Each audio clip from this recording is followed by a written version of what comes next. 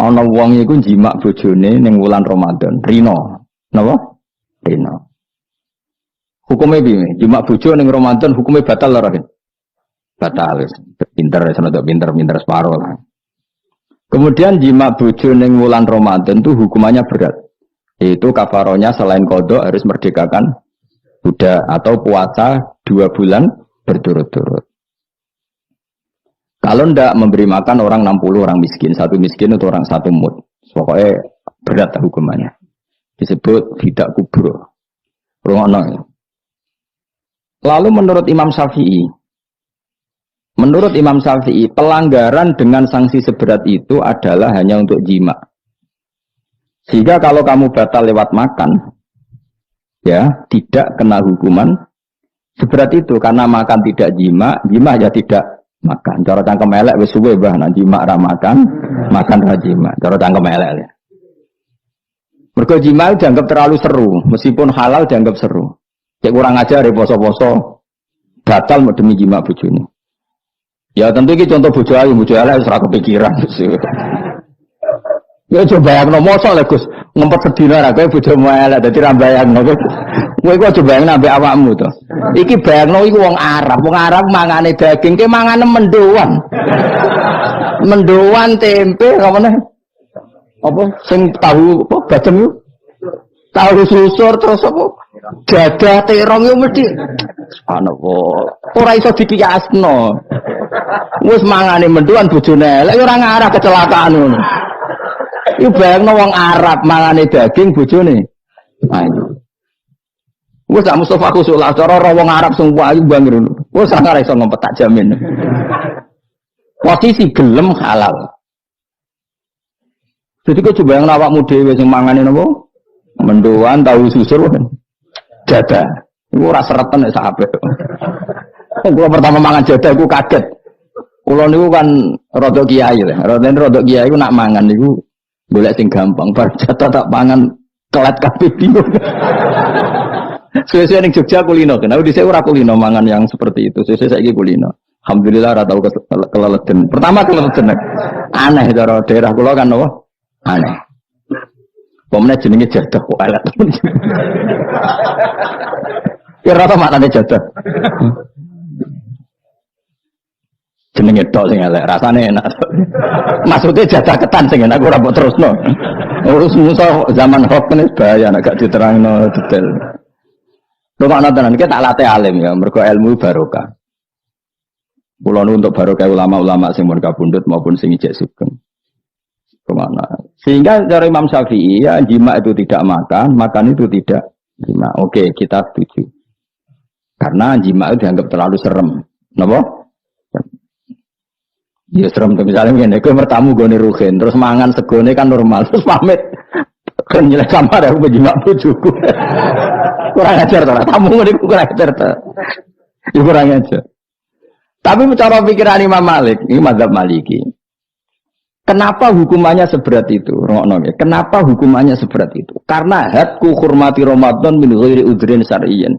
Melecehkan Ramadan, tidak menghormati harkat Ramadan dengan tanpa uzur yang syar'i. Sehingga kalau kamu makan mie atau makan sate atau makan jadah tanpa uzur syar'i, tanpa sakit, maka hukumannya sama. Karena dianggap melecehkan Ramadan tanpa uzur syar'i. Imam Malik cara berpikir, memangnya jima bojo statusnya haram kan tidak zina. Jima bojo status halal apa haram? Halal, bedanya apa dengan makan? Kejima lebih mangan bedanya apa dalam hukum halalnya? Sama kan? Kenapa hukumannya berat padahal jima itu halal? Karena hadku hurmati Ramadan min ghairi udhrin syar'iyyin, merusak kehormatan Ramadan tanpa uzur syara' sehingga dihukum seberat itu. Kalau gitu tidak harus jima, makan ya sama, rokokan ya sama, apa saja sama. Paham ya? Ya sudah seperti itu, namanya al-hikin nazir bin nazir wal asbah bil asbah. Maka menjadi lazim dalam hukum fikih ketika sesuatu disebut itu mewakili yang lain yang semakna, itu disebut kias. Saiki wong malah gergakno sunah Nabi keliru. Sunahnya mana? Sunah mbahmu. Zaman Nabi Sugeng wis ana kias. Justru Nabi menyuruh kita pakai kias karena sunnah itu tidak cukup. Kenapa tidak cukup? Karena Nabi yang pernah dilakukan Nabi tentu jumlahnya terbatas. Mau tidak mau dalam hukum terkini kita pakai kias. Nah, saya ini orang oleh kias kudu sunnah. Maka untuk melawan seperti itu, saya kudu cangkem elek gerem. Tapi cangkem elek kerape ulama kok cangkem elek. Malah tak wakil lo kue, sing wis pantes cangkem elek. Kalau di murid cangkem elek kan, ya kok kue ngono maksudnya ditakoki. Gimana hukumnya salaman setelah sholat? Oh enggak ada tuntunannya, bid'ah. Dari sing sitok, kubu sebelah mau corone. Dari sing santriku ya rada kurang ajar kok kowe ini. Dari santriku, ya enggak usah dihukumi bid'ah, biasa saja. Mana ada di fikih hukum biasa saja? Ya pokoknya biasa saja. Alasannya apa? Kamu setelah sholat ke kamar mandi boleh enggak? Boleh. Kamu setelah sholat kencing boleh enggak? Boleh. Ke kamar mandi kencing boleh. Lalu nyalakan HP boleh. Nah kenapa kalau salaman enggak boleh? Bedanya apa dengan nyalakan HP? Waduh cangkem elek. Iya cerita cangkem elek. Maksudnya itu akhirnya satu-satu yo satu-satu. Lah kula sebagai kecelok wong alim do takok aku, dua-duanya takok. Cara jenengan sepundi? Padha nganggure ya. Lah kok saged Gus? Ning dinggon argumentasi hukum kok ketemu pangeran debat, ben pangeran sing mutusno. Karena niku sepadha lucune. Padha lucune lho wong padha nganggure debat ngono lha opo? Nek kowe wong parek pangeran, bar salat ben nguyo timbang nguyo ning masjid. Sing kepengin salaman nggih monggo salaman. Ora mbek wong ayu mbek Rugen Mustofa ndak ape sahabat nang padha. Ya monggo. Sapi jagungan nggih monggo, wis biasa wae. Sementing nak bar salam wis aja salat meneh, engko salat bak dia. Jadi dulu Nabi malah nak bar salat mesti omong-omongan. Mergo kesunatane memisah salat fardu dan salat sunat. Maka lakukan sesuatu, di antaranya merubah tempat duduk atau ngendikan. Jadi dulu itu enggak terikat. Nah iya, ngono iku jenenge kias. Kalau kamu bersolat, boleh enggak kamu setelah sholat nyalakan HP? Ya boleh. Boleh enggak setelah sholat nge-SMS orang? Ya boleh. Kok enggak dihukumi bid'ah? Kenapa salaman tok yang tersangka? Nah itu kias. Tapi kalau terus mendingin berhubung sama-sama enggak ada dalilnya, milih yang enggak salaman. Tepaan tinggire kira cocok.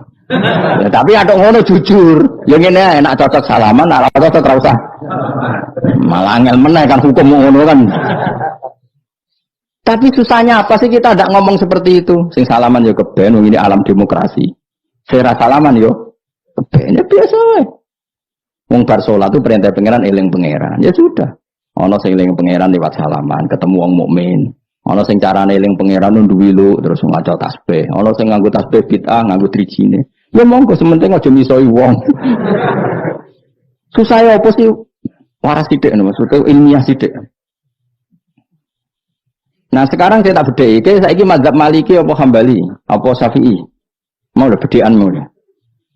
Maka terus diputuskan kalau nggak ada sunnah Rasul maka al-hikin nazir bin nazir, hukum sing mirip-mirip. Sekarang begini misalnya contohnya, saya berkali-kali cerita, ini anekdot tapi nyata. Ada seorang alumni penggaweane nabok ibu Juni, nabok itu kan dengan tangan, nabok dalam bahasa Jawa dengan tangan kan. Bareng dia ini dilapuri, karena hen jogeman nabuki bojomu. Gang Romulan bojone Rugen lapor aku, Gus tak niki mboten nabuki, nyaduki. Karena Rugen tak coba, hen kok sik nyaduki piye? Jare sing haram nabuki Gus. Sakniki tak leh nyaduki. Terus aku mending ngene, yo aja nyaduki. Gang Romulan bojone lapor, sakniki ngidoni. Hanya karena terjebak tekstual, apa? Tekstual. Berhubung naboi tidak nyadui, kalau naboi haram nyadui mesti haram, itu terjebak apa? Tekstual. Coba kalau dia waras sedikit, makna haram naboi itu menyakiti. Saya ulang lagi, makna haram naboi itu maka nyadui juga sama, ngidoni juga sama, nember nganti utang-utang tonggo yo sama, karena itu sakit loh perempuan utang-utang itu. Pemilih di cerdas ngono. Terus bertakoi, sunnah rasulnya mana? Baru saya. Ya malah nak pangeran ngendikan ning wong tua mau fala taqul lahuma uffin. Jangan katakan hus, terus dia mendingin jancuk bapak. Loh, kok muni jancuk? Kan tidak uffin. Waras ora wong sing muni ngono. Kuwi sing muni ora lah. Maka sebetulnya zaman Nabi itu sudah ngendikan al-hikin nazir Benar. Sehingga kalau orang tua haram dikatakan hus, maknanya haram disakiti. Yang maknanya sejenis maka sah. Jadi mulai dulu kias itu ada, meskipun ya tentu jangan kebablasan. Meskipun yang tanpa ilmu itu kias yang kebablasan. Maka ini penting sekali ngaji. Nah, para delegasinya Rasulullah dulu dibekali gitu. Sayyidina Ali ditanya, terus kaidahnya yasiru walatu asiru basiru walatu nafiru. Bikin mudah, bikin ceria, jangan bikin susah. Bikin gembira, jangan bikin susah. Mulane kalau ngaji seneng guyon. Perkara ini kowe wis sumpek ning omah, rai-raimu wis rai sumpek. Lah wis sumpek ning nggon ngaji, disumpekno pisan. Kan sumpek double. Stres malah ngel-ngel wong. Jadi tidak guyon nae ben rileks, lali utang sejenak, napa? Mereka nak dawe Nabi jelas basiru beri berita gembira. Ya soalnya teko ngaji ra paham lah swarga, wis pokoke kayak berita gembira. Mboten tenan ora sok mben kok. Cocokane sok mben. Ya agak-agak tenan aku ikhlas ya tenan. Mulane cara kiai kuno nak ngakali. Yo kowe ngaji be aku mesti swarga asal ikhlas. Ana tambahane ana asal ikhlas wae. Jadi saya ulang lagi ya, kias itu nggak bisa dihindari karena yang dialami Nabi itu hanya jumlahnya terbatas. Lalu sahabat tahu ini hukum ini ikut partai ini partai ini. Tahu karena al-hikin nazir bin nazir wa al-bah bil asbah.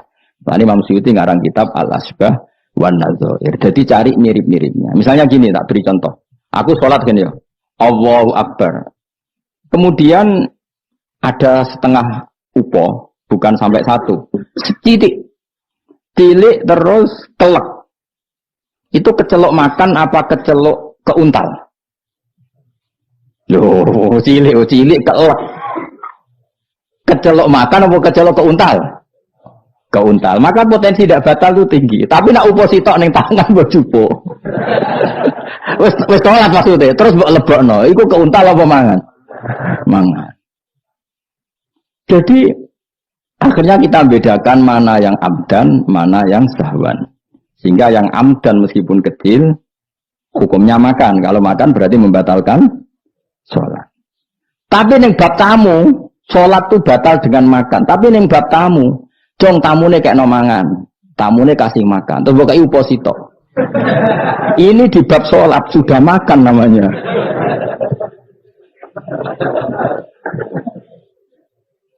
Paham ya? Neng bab sholat, neng darani mangan batal lu saupo apa kudu sak piring? Saupo. Nah neng bab nyugoi tamu, sak piring apa saupo? Sak piring. Sama-sama istilahnya makan, tapi orang akan tahu konteksnya. Makanya dibutuhkan kontekstualis muqtadul hal, bukan sekedar tekstual. Nah sekarang orang malah mau didorong supaya terlalu tekstual, ya tidak bisa. Apa ngajak goblok bareng apa? Lah nak nuruti bid'ah kowe ngaji bid'ah mana ada Nabi wa tafsir Jalalain. Wong Jalalain ora ngono. HP Nabi ora tau nganggo HP. Pemene WA nang tambah ora tau. Partai, zaman Nabi apa ono partai ngene. Sesuk tak takoki, lha kowe salat kok ning Indonesia, Nabi ora tau lho salat ning Indonesia.